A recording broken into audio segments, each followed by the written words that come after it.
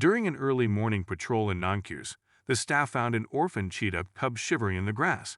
It lay close to the ground, its eyes wide and full of fear, its belly sunken from not having eaten for days. The staff gently brought it to the rescue center in the reserve for examination and care. A young female staff member named Emma Ridley volunteered to take care of the cub from then on. She named it Zuka, which means revival power in the local language. Every morning, Emma prepared a bottle of milk, wiped it down, and soothed Zuka with a gentle voice.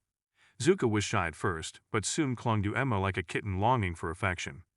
Emma spent hours playing with Zuka, using stuffed animals to help it practice pouncing and chasing. She took it to a small playground with tall grass and obstacles that simulated nature. Zuka began to learn how to hunt, stalk, jump, and accelerate as an awakened instinct. Its eyes became sharper, its reflexes became faster, and its muscles became more defined through each training session. Emma was not only a caretaker, she was also Zuka's first trainer and friend. Every night, Zuka lay next to Emma's feet while she read about cheetahs at the station. The relationship between humans and animals grew stronger, becoming an inseparable family. A year passed and Zuka was now a confident and agile adult. The reserve decided it was time to let Zuka return to nature, where he belonged.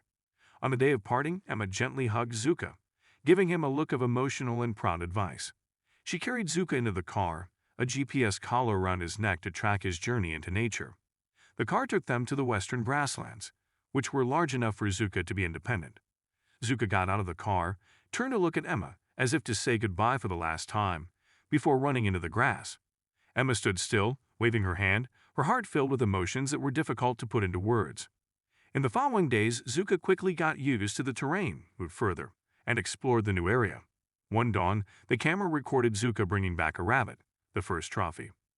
Emma and the whole team celebrated because Zuka had truly become independent and developed complete hunting skills.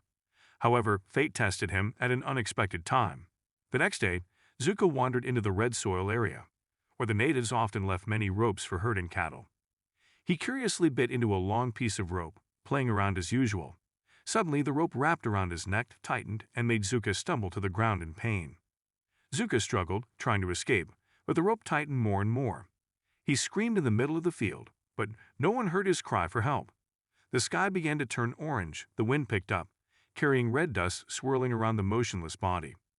Zuka was exhausted after hours of struggling, his breathing was weak, and his eyes were half closed from exhaustion. Night fell, the sky was full of stars, but Zuka only had enough strength to groan softly and lie still to endure. He did not know that Emma was still monitoring him from afar through the computer screen in the center. The next morning, when the GPS still did not move, Emma immediately reported to the reserve commander. She sensed something was wrong. Her worried eyes did not leave the monitor screen. A rescue team was immediately sent to Zuka's current coordinates with medical equipment.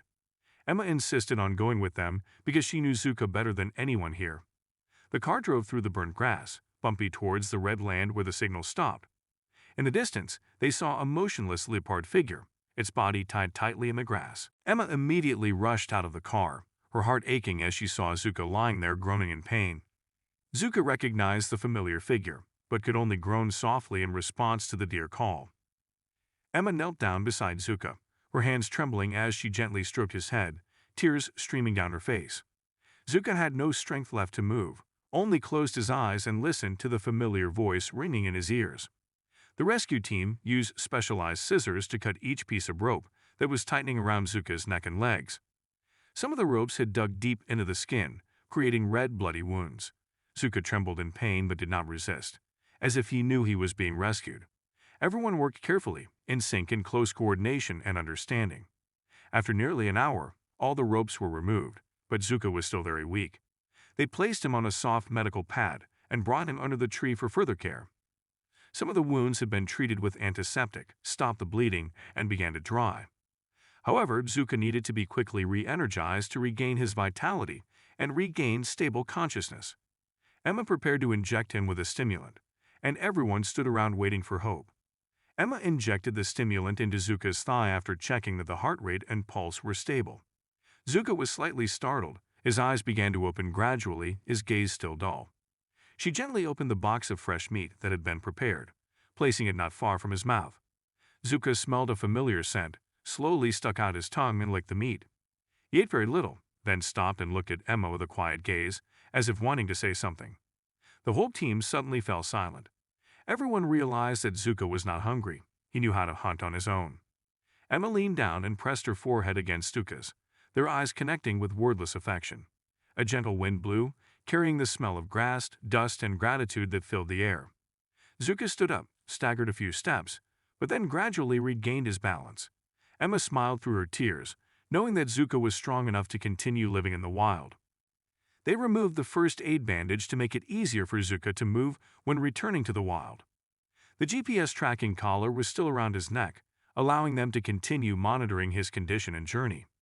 Emma nodded to the team leader, signaling everyone to step back so Zuka could walk on his own. Zuka turned to look at Emma once more, a look of affection and emotion and a farewell. He turned into the tall grass, gradually disappearing from sight, leaving Emma's heart filled with quiet echoes. Zuka continued his journey in nature, where he belonged with his instincts awakened and trained. Every day, Emma still opened the GPS map, tracking Zuka's every move with a relieved smile. Zuka became the symbol of the Naankuse Reserve's revival, a touching story of faith. Emma continued her work, but Zuka always lived in her heart as a special gift. Love and perseverance helped a wild creature find freedom in the vastness of nature.